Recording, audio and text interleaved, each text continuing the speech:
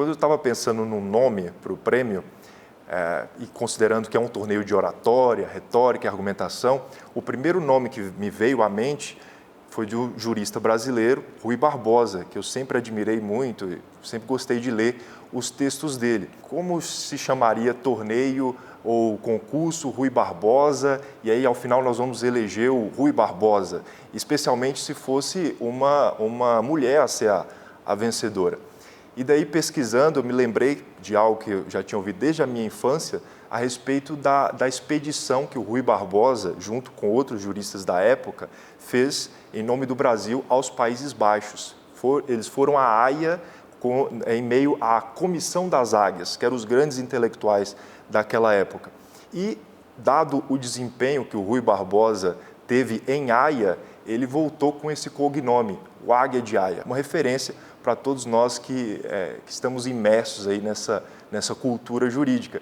E quando me veio esse nome, eu pensei, bom, se o vencedor for homem ou se o vencedor for mulher, nós podemos nomeá-lo o Águia de Haia ou a Águia de Haia. Então, por isso que se tornou, por fim, Prêmio Águia de Haia, que nós iniciamos ainda em 2021, em meio aos desafios da pandemia, e ali nós pensávamos em desenvolver um método capaz de atrair a atenção dos alunos, despertar a atenção, em especial, num primeiro momento, para que eles abrissem a câmera. Eu me lembro numa tarde de domingo, escrevendo esse edital e até rindo de mim mesmo, colocando ali no papel, primeiro prêmio Águia de Haia, sem supor, sem imaginar que poderia ter a proporção e o alcance que tem tido com os alunos. Nessa edição, nós vamos fazer embates sobre políticas públicas de forma que o vencedor será uma espécie de prefeito ou prefeita honorária de Hortolândia. Vamos discutir saúde para o município, educação, trabalho, habitação e outros tantos temas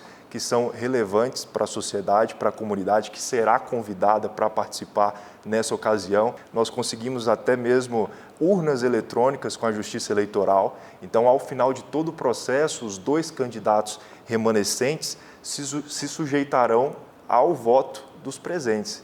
O processo de preparação para o concurso iniciou-se primeiro com o desafio de responder as perguntas. Procurar todos os argumentos, principalmente os que você vai abordar, mas também estudar os argumentos opostos e depois treinar, se debater em cima daquilo. O meu processo de preparação para o concurso Águia de Haia, ele foi bem difícil para mim, porque eu decidi me autodesafiar.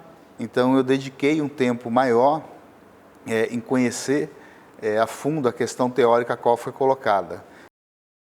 A sensação de apresentar o meu discurso para os jurados e para toda a plateia, eu acho que foi uma sensação única.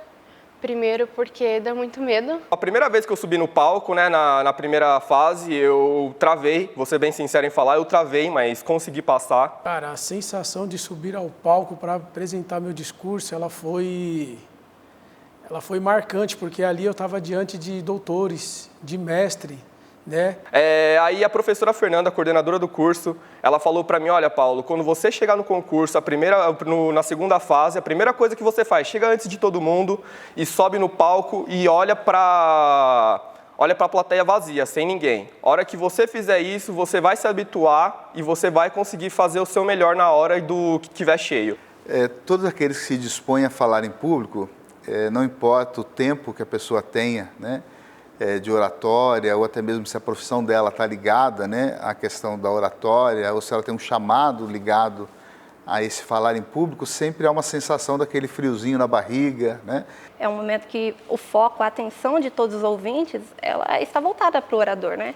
Então, de fato, havia esse receio, mas também era um momento assim de empolgação. Poderia usar uma frase do Roberto Carlos, dizer que foram tantas emoções, né? Mas eu acho que a mais marcante foi a final, né? A emoção da final foi algo assim muito forte. Eu lembro com muito carinho do professor Moisés, ele estava na minha banca e eu lembro que eu estava desesperada porque eu não tinha me preparado, na minha cabeça eu não ia passar para a próxima fase e eu soube assim de última hora. Então quando eu terminei a minha fala eu só conseguia pensar, não fui boa o suficiente, não me preparei para isso, não dei o meu melhor. E eu lembro com muito carinho, eu chego assim a me emocionar porque ele não só apontava coisas boas, reconhecendo o meu esforço, mas a minha preocupação era a parte de falar. Se você me dá uma coisa para escrever e para ler, ótimo. Agora, falar é o problema. E ele falava, tenta se desenvolver, tenta interagir, não fica tão dura. E eu lembro até hoje com muito carinho disso, levei como uma lição para a vida. E hoje eu sinto que melhorei minha desenvoltura por conta dessa minha participação. A final, ela ocorreu no dia qual se completava mais um ano que meu pai havia falecido. A minha mãe estava presente, né, no dia da final. Então, para mim, assim, aquilo que mais marcou foi a final, porque foi um negócio muito carregado de muitas emoções, né? Não só emoções ligadas ao concurso em si, né? Mas simplesmente emoções ligadas à minha questão pessoal, à minha vida, né? Então, expressar em público e oratória são fundamentais no nosso curso, né? E analisando sobre a perspectiva de ter participado do concurso, hoje eu percebo que me ajudou até no meu processo seletivo para estágio, né? Então eu busquei esse amor pelos livros, pela literatura. Foi aonde eu vi que a importância que é para você ter uma boa oratória, uma boa escritura, e foi onde eu corri atrás desses pontos positivos na minha vida. Então, o concurso Águia de Aia, acho que acima de tudo, eu poderia colocar que era um concurso de superação. Bom, na minha carreira, com certeza, o que influenciou, né? Que nem eu falei, a dedicação foi muito grande. Você ficar treinando muito. O que afetou muito na minha parte, por exemplo, é você poder conversar com uma pessoa individual, você tá numa sala de aula, sabe? Quando você tá no concurso, que você sobe em cima do palco e você olha pro auditório, você vê todo mundo te olhando, algumas pessoas admirando, você olha para os jurados esperando sua resposta, então isso, assim, para mim, no meu caso, eu encaro como o auge da oratória, sabe? Não só você poder conversar com alguém. No decorrer do concurso, né?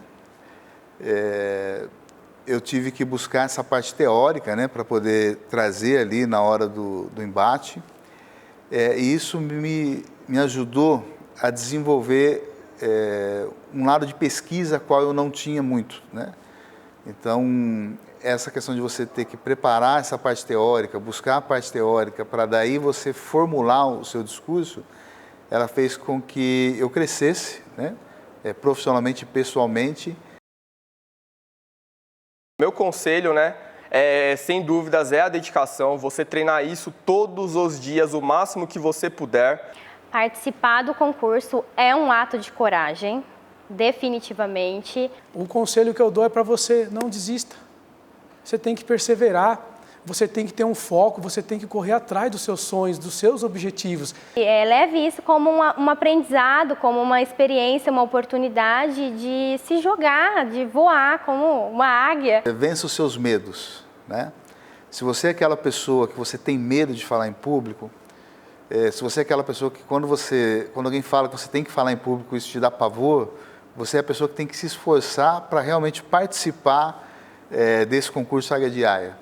Minha dica é: entregue-se, jogue-se ao processo, viva o propósito à medida que você avança no processo. A oratória, sim, é um grande instrumento para qualquer área da vida e que se tem a possibilidade de se construir isso à medida que se avança num torneio como esse. Mas mais do que a oratória, mais do que a ferramenta em si, é o crescimento de vida, o crescimento como ser humano, é desafiar-se, é avançar sobre os seus medos e que o Águia de Aia traz uma boa oportunidade para isso.